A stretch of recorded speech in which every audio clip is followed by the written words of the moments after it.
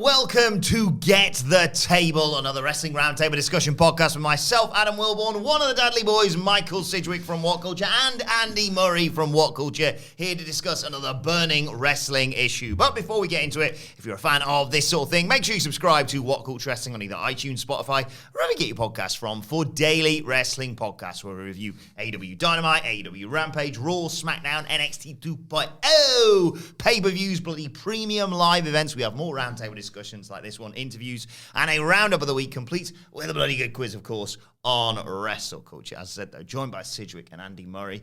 And gents, we are gathered here today to predict the next winner of every AEW title. Sidge, let's start off in the most obvious place.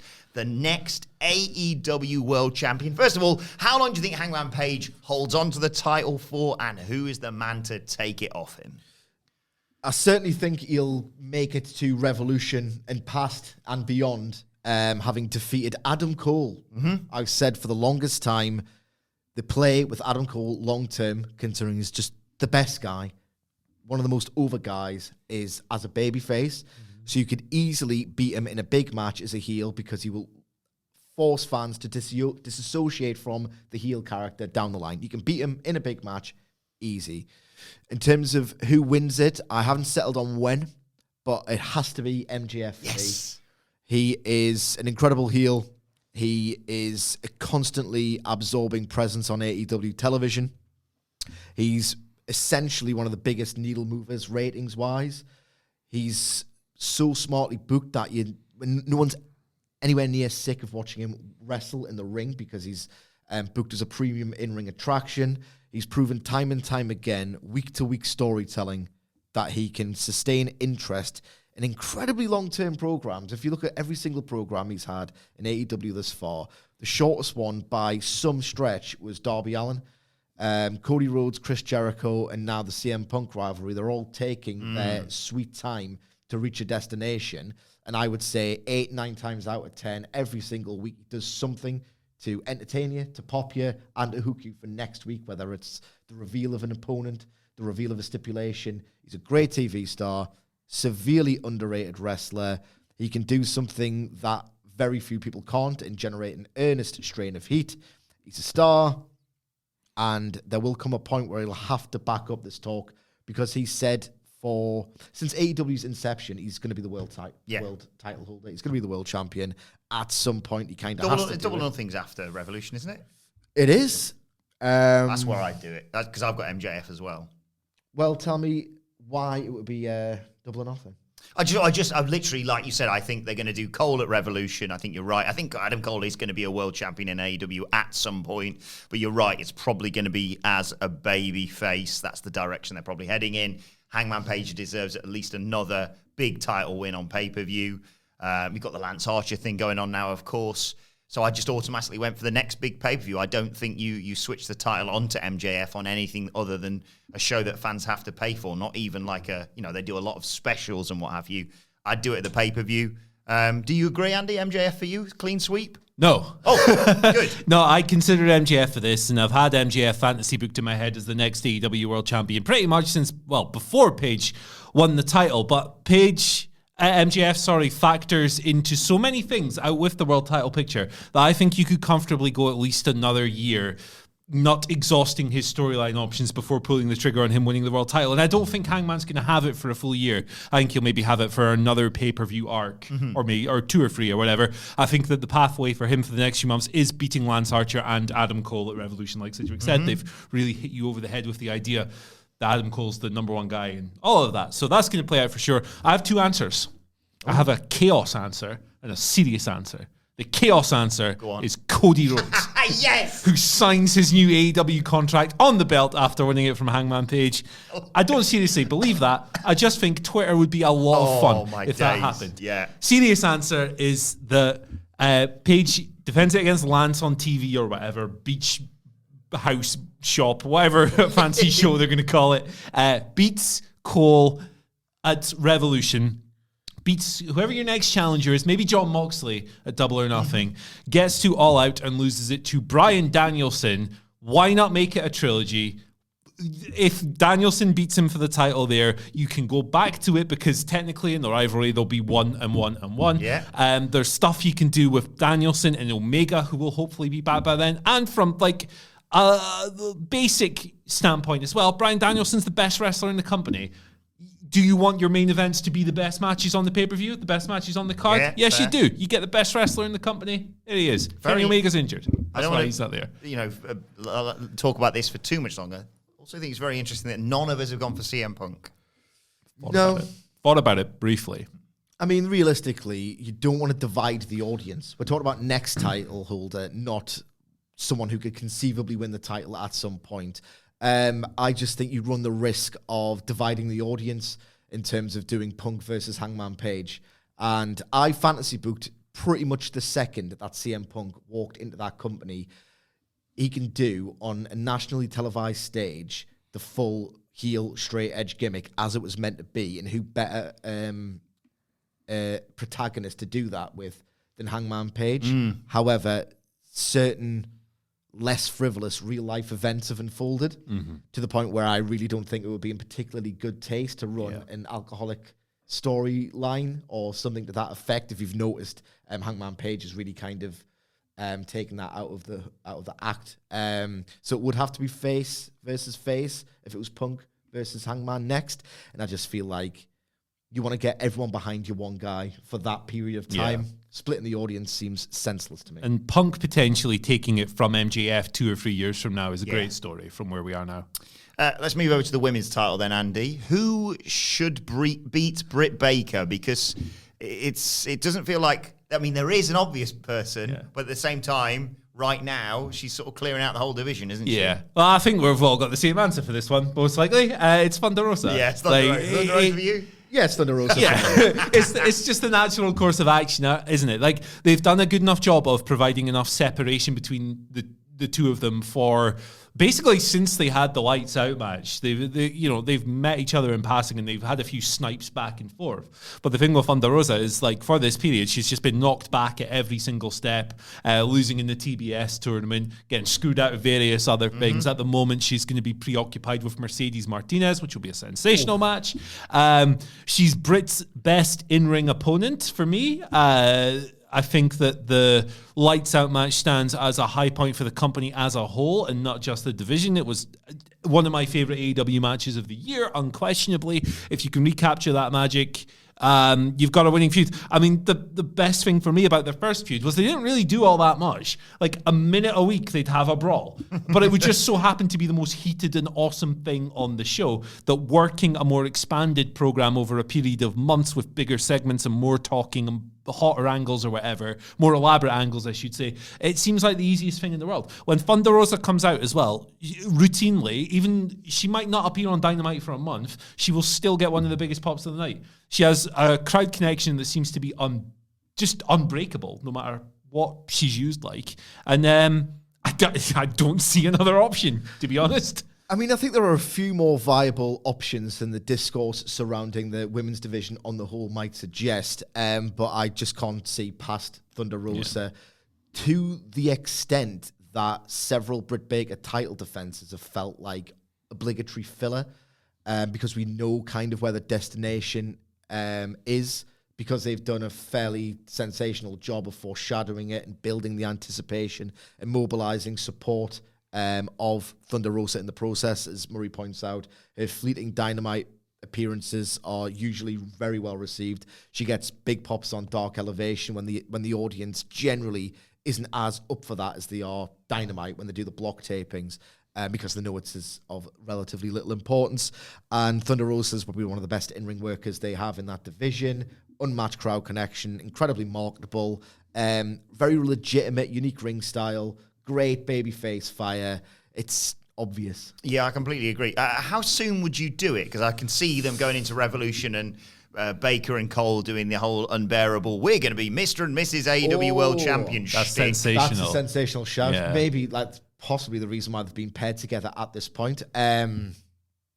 It's strange that, because if that act really gets over and they both lose at Revolution, I don't know where it goes after the fact. You don't really want to break them up on TV. That's a WWE move. Yeah. Sorry, they had to get mentioned at some point. They're a genuinely like helpful comparison. Yeah. So yeah, that act theoretically wouldn't have legs if they both lose at Revolution, but I would do it at Revolution. I think Baker's run has kind of ran its course already. I was very happy with her association with Adam Cole, purely because I was getting a little bit bored of the hater rebel dynamic. I wish they'd explain that, though. I wish they'd explain it, because they seem to have just vanished from her side on TV, and it's like, come on. Yeah, I feel like an interim feud, a bit like Lance Archer for the men's. Yeah, hater, and then you take it to Revolution with Thunder Rosa would be a great idea. Or you could just give Baker storyline direction after dropping the title and then doing the full Baker hater program subsequent to that. Right, let's talk a little bit about some of the other titles. We get to the tag titles and the FTW Championship in due course, but let's talk next about the TNT Championship. At time of recording, Cody Rhodes is champion, Sammy Guevara interim champion. I suppose it's almost regardless if you discount those, who's next to take that title. I have the exact same thought process as Andy Murray, except I want Danielson to win the TNT title. And the reason is I'm a bit greedier than Andy Murray, because you don't want your AEW World Champion wrestling every single week. They're meant to be a special attraction. It's meant to be a prize that the opportunities to contend for it are few and far between. It's an elusive, incredibly prestigious accomplishment, and that means Danielson won't wrestle, theoretically, if he holds that title, anywhere near as often as or in fact, he would like. He loves to get in there virtually every single week, and I can think of no better professional wrestler alive to elevate to even greater heights the prestige of that TNT Championship and, in fact, the open challenge. Danielson doing an open challenge. Hey, do it on Dynamite and Rampage. He'd be up for it. I'd be up for it. You're basically guaranteeing a very different, bare minimum 4-star match every single week. In Danielson's hands, over his shoulder, around his waist, however he decides to wear the TNT title, if he can go on a 6-month run of weekly title defenses against all manner of challenges in like even quasi-comedy matches, if they want to do one with Fuego, in strong style matches, technical matches, bloody matches that we've just seen with Hangman Page, Danielson can operate at a ridiculously stratospheric standard against anyone, and I genuinely think around his waist, that TNT title, which they've done an incredible job, incidentally, of making prestigious. Yeah. Given that everyone knows it's a mid-card title, and you have to dance around it in your booking and your verbiage. It doesn't really feel like one. I genuinely think that if Danielson has that for 6 months, the next guy is totally made for beating him, and it could reach the levels of prestige of the WWF Intercontinental title in the late 80s and early 90s. And it'd do wonders for their ratings as well. We all see what Danielson does whenever he's on screen putting on classics. Yeah, big matches are the big draw for AEW most times, and the books surrounding that, they believe that the ring quality is what sustains and attracts viewers. So putting the TNT title on Bryan Danielson, which is a situation where he can wrestle every week, guarantees 20 minutes of great TV every week. Yeah. So for that reason, I cannot argue a single word against that, but I've gone with someone completely different, because in my world, we're renaming the TNT title, the BMT title, the Big Muscle Tits title, in the words of Hangman Page, because Wardlow is winning it from the roller coaster at the moment, because he's gaining in popularity at the moment. Perhaps the Powerbomb Symphony is maybe not quite as building shaking as they maybe want to be, but I sense it's getting in that direction. People want to see him powerbombing fools. He's kind of nailing his crowd interactions and the way he manipulates these and generates these pops. He's clearly going baby. I don't think that's even in the question anymore, right? It's gone beyond even the subtle like facial expressions while Sean Spears is being a fanny. We had the confrontation with MJF in the ring last week, which was the hottest thing on the show by far. That crowd was baying for Wardlow to rip this little puke's head off. And also, a couple of weeks on TV, we had MJF backstage going, hey, listen, you win that title, and then you give it to me because you're my employee. I think that's the storyline that's going to play out. I don't think that they would plant a seed so overt and just ignore it. There are examples in AEW history of things being hinted at and then never coming to life. This doesn't feel like one of them. Wardlow feels like someone they want to turn into a long-term babyface prospect. If you do that, and you also have the wonderful image of Wardlow winning a belt before MJF, outdoing his mentor, it's just great stuff for their feud and their rivalry and their relationship. I'm not sure I love Wardlow. I'm not sure he's working Danielson matches every week, but it would be a lot of fun. Love the guy, and we need more dumb meathead energy in this division. So there you go. Apologies to the Hook gang. We should say, because the comments will be all over us for not suggesting he's the next TNT or world champion, but the guy's very, very young. Yeah, he's wrestled about 9 minutes. Yeah, I love him, but there's loads of time. Yeah. The first one we've all disagreed on, this one. Bryan Danielson for you, Wardlow for you, and a man who is as over as Wardlow and is arguably technically brilliant, or at least proficient between the ropes as Bryan Danielson. It's Eddie Kingston, boys. I'd put the title on Eddie Kingston. Yeah. He's my I favorite feel like wrestler. they're missing. Yeah, they're missing an opportunity. He's doing all this bollocks with Chris Jericho. I don't really care about it. I want to see a title around his waist. It's not going to be the world title because I'm giving that to MJF. So it's Eddie Kingston for the TNT Championship. But I think that's the beauty of this title, is that's a fair range we've gone for there. Bryan Danielson, Wardlow, and Eddie Kingston. And arguably they can all make sense, even with Sammy or Cody as champion going forward. I think Cody probably works best for ours, and maybe Sammy and Bryan Danielson for yours. But yeah, I love this title, and like you say, the prestige that it carries with it. A new title they've brought in, of course, Sige, is the TBS Championship, the inaugural champion there, Jade Cargill. Can anyone stop her? Well, someone's going to have to. Yeah, good point. She's got to hold it forever. My pick is Tay Conti, the TBS title. I like that. If you look at the performer who wrestled through treacle in slow motion in that infamous NXT match, which was only in late 2019, to the performer who evolved throughout 2021 as she did, I still think she's got incredible potential to progress further. The less cowboy hat way of putting this is that she's incredibly marketable to casual male viewers. Yeah. That's the nicest way of putting it, and it's a superficial business, it's professional wrestling, and we should realistically acknowledge that and use it to inform predictions such as this. But her work, her fire, she's got something that can't be taught in her facial expressions. A little bit too performance center-y for me at certain points, but that can get drilled out of her. She's established a connection with the crowd. She has improved considerably. And I'd like to think that AEW is as much a meritocracy in the women's division as it is the men's division. And I just think her steady rate of improvement warrants a TBS title run. Chris Statlander for me. I want Jade to have a Goldberg title reign. I don't want competitive matches for a while. I want her to run through people and really just smash her opponents quite emphatically. Which she did get a little bit exposed in the Ruby Soho match, so yeah, that's probably a good idea. There have been moments where you can see, okay, this is a growing prospect. Yeah. And I think for her, like, I think I like the idea of putting the belt on her for sure. There's no one in the world like Jade Cargill in pro wrestling. She's got all the potential in the world. And I think the Goldberg run would be so much fun. It would be completely different to what they're doing with the women's world title. That would necessitate kind of lining up challengers that you don't mind just getting whipped for a while, right? 3 or 4 minute matches, they get one little comeback moment. People on the rise. I mean, somebody like Red Velvet would maybe be a good option here as well, because they have tremendous chemistry. They've had their best matches together. I think it's fair to say that.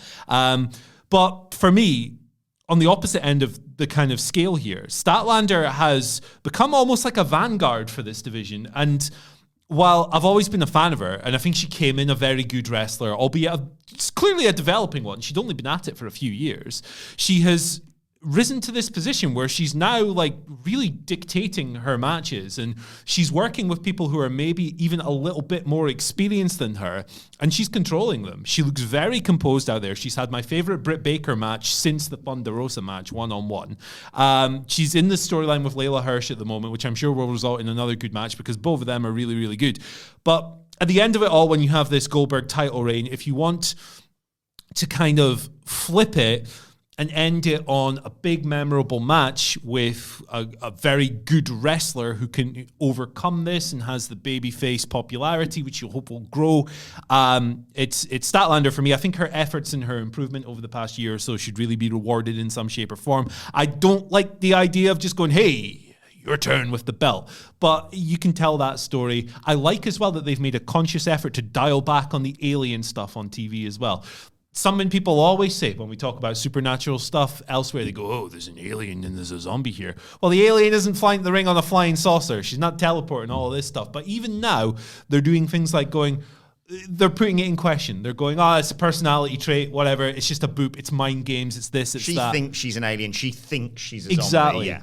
That, to me, feels like they're readying her for a bigger spotlight. And I think as the person who finally tops Jade after a Goldberg reign is a good one. Her physical stature as well could tell a story in which Jade Cargill kind of picks and chooses like smaller, less experienced opponents, and then it turns into a sort of pick on someone your own size deal. Yeah. And then Statlander that could work like a bit of a monster mash there. I've got a name written down in front of me. I don't know how, where, or when, but it's just, I was like, she's got to go in this list somehow. I'm putting a title around her waist, so it's going to be this one, even though the dynamic's horrible and she's going to have to switch to being a babyface, although she's a babyface in all of our hearts here at WhatCulture, because her name is Serena Deeb, and I want to put an AEW title around her waist. I know she's done the NWA stuff and blah, blah, blah. No, I don't know how, as I said, how, where, or when. This is the roughest one I've got in terms of just, I don't care, just put a title around her waist, but I just love Serena Deeb, man. I get it, and I do. Maybe like down the line, because I don't think she works as the follow-up champion to either of the women's champions at present. But Serena Deeb's genius, and it's almost cruel, is that she feels like a champion, even though she's got nothing around her waist. She has the credibility to be a gatekeeper, so maybe she doesn't need it. And have Bret Hart give it the title.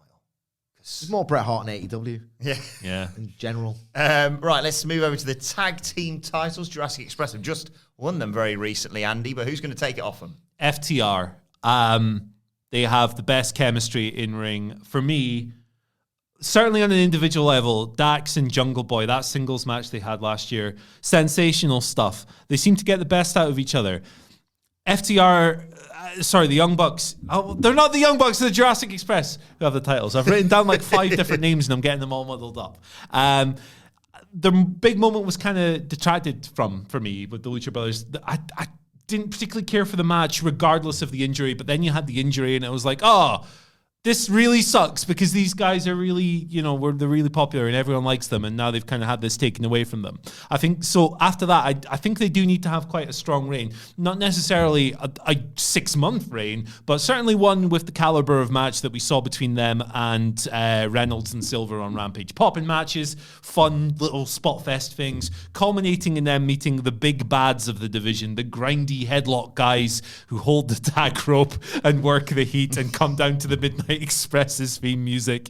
It seems like a natural and quite cruel way to end their run would be Dax Harwood once again grinding the face of Jungle Boy off of his skull like he did in their singles match. And from there, I think we're going to see the Bucks versus FTR again. I think we're going to see it again before long. And I also think we're going to see Santana and Ortiz as champions in 2022. Yeah, I agree. So part of the reason I've put FTR here is because you can then transition into one of those feuds, which I think is inevitable this year. You need a bridge from there to...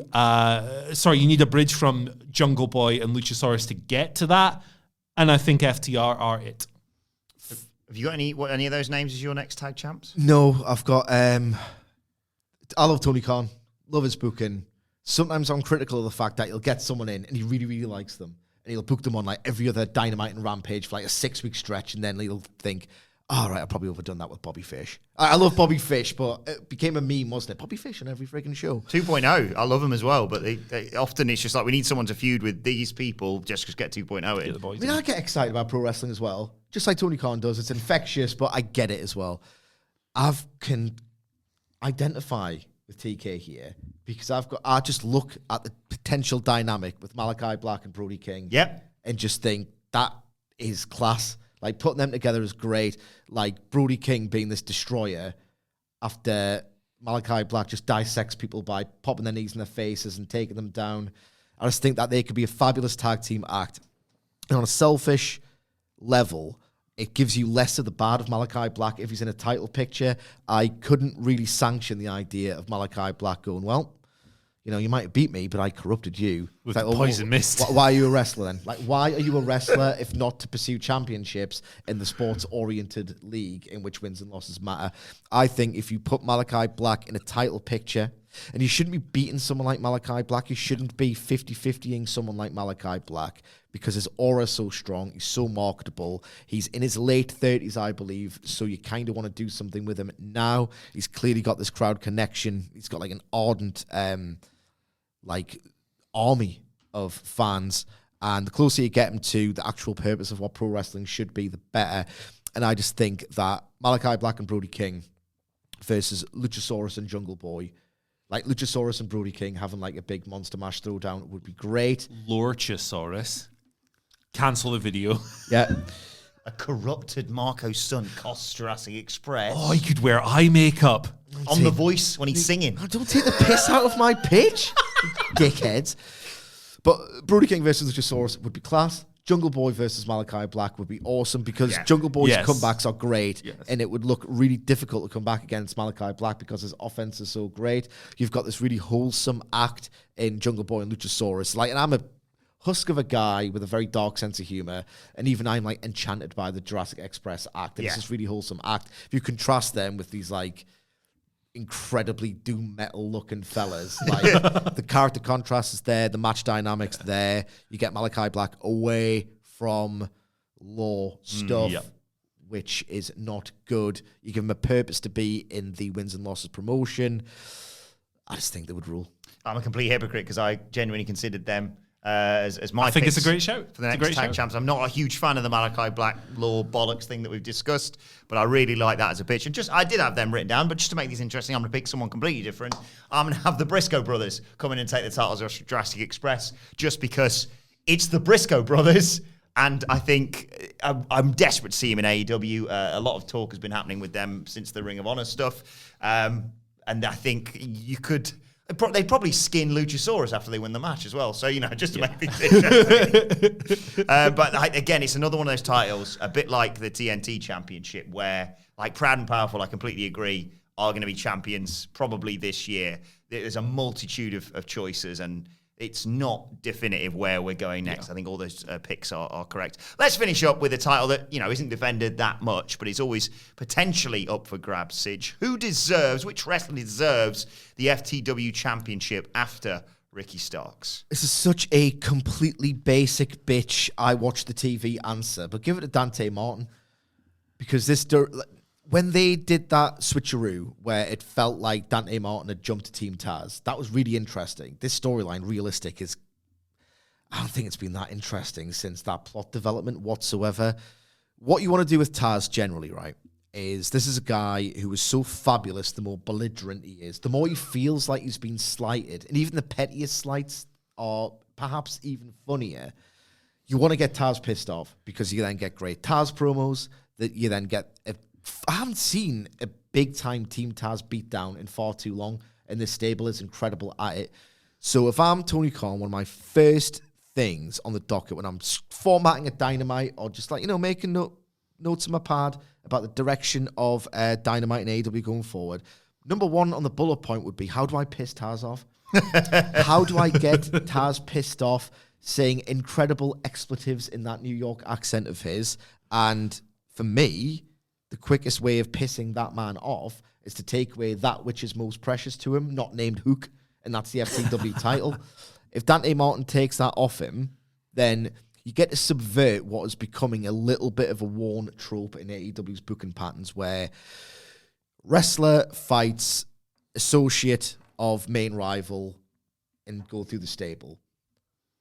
If you can get Taz to just send everyone in Team Taz after Dante Martin, rather than the usual way of doing it, where a heel makes somebody else go through his team, I just feel like there'll be a new spin on an AEW booking device that simply isn't going away. Yeah. The thing I've been waiting for AEW to do with the FTW World title since they brought it in is put it on somebody that is the complete antithesis of what this belt is. Because I think a lot of people, not a lot, but there's a portion of people who, for some reason, still view this as like, oh, what they doing with the FTW title? It's never defended. It's got no prestige. It's not a traditional title. I don't know how many times Taz has to say this on Yes. TV. It's just a symbol of being a hard bastard. That's what it is. It's an attitude. It's a state. It's literally a trinket. It's a mindset. There you go. It's a state of mind, bro. Why'd I go Alvin? It's a lifestyle. Yeah, there you are. That's what it is. It's a symbol. It's literally a prop for tough guys. Are you about to say what I think you're about to say? Continue. Bellicose, get in your face, throw you against the wall. Those guys, you spill their pint, they're ripping your throat out. Those kind of dudes. You're absolutely right. Taz is one of the best televised performers in AEW when he's really pissed off. When you find something that, in his own words, really burns his ass, he is absolutely fantastic. None more believable unless their name is Eddie Kingston. So, with that in Taz mind, and Kingston cutting promos would be sensational, but he's not my guy. Ah. The opposite of the FTW mindset, Orange Cassidy. I love that. I would have put money on Matt Cardona there, but okay. Orange Cassidy it is. The outrage that this would spark in Taz. You wouldn't even like the guy's name. It's got orange in it. Exactly. That's my color. That's my attire color, Orange Cassidy. You can't call yourself it. It's perfect. I think I could not, when I was sitting there looking at the roster page, I could not think of anyone who's more polar opposite than this laconic guy who barely tries. Him winding up Taz with no effort every single week would be fantastic television and a great program. Also, him and Ricky Starks would have one hell of a TV match. Yeah. That's the kind of thing that is so inspired. It's going to piss me off if it doesn't happen. Like Taz, like being in the house waiting for a delivery, right, and it not arriving. His reaction to that, he would like have more authentic rage than someone like losing a title or getting screwed out of a title shot. He's lost his copy of Freak on a Leash in the car on a Saturday morning. He's fizzing. Nothing says Saturday morning like Freak on a Leash. I love Taz so much, and I need this to happen in my life. That's a hell of a shout, Orange. I never expected that. You wearing his colours? It's kind of orange. Yeah. It's kind of orange. I might be a sleeper agent. I wrote Hook down. I'm trying to piss him off. I wrote Hook Taz. down when I was thinking about this. Come on. But I thought, it's kind of preposterous to have. We're talking about next. Your hair, you wearing his colours? And his colours on the top of my head. I wrote Hook down. Diet. It's ridiculous for Ricky Starks to transition the belt onto Hook in terms of we're doing next year. I think Hook should probably be an FTW champion within the year. Definitely. But this is where I would slot a Wardlow-shaped hole. I wonder what you were doing there. Wardlow's an FTW My champion. cock should be the FTW champion. He embodies everything you were talking about there, Andy, and not being the antithesis of it as You're Orange Cassidy. Whapper or Wardlow? Wardlow, Okay. yeah, a lot more than my Whapper. Penis talk. But FTW champion. My cat. there you go. Let us know your thoughts, your predictions, your picks in the comment section below. Don't forget to like, share, and subscribe. And subscribe to WhatCulture Wrestling on either iTunes, Spotify, wherever you get your podcasts from, for daily wrestling podcasts, of course. But for now, this has been Get the Table. My thanks to Michael Sidgwick. Thanks, Andy Murray. Thank you for joining us. And we will see you soon.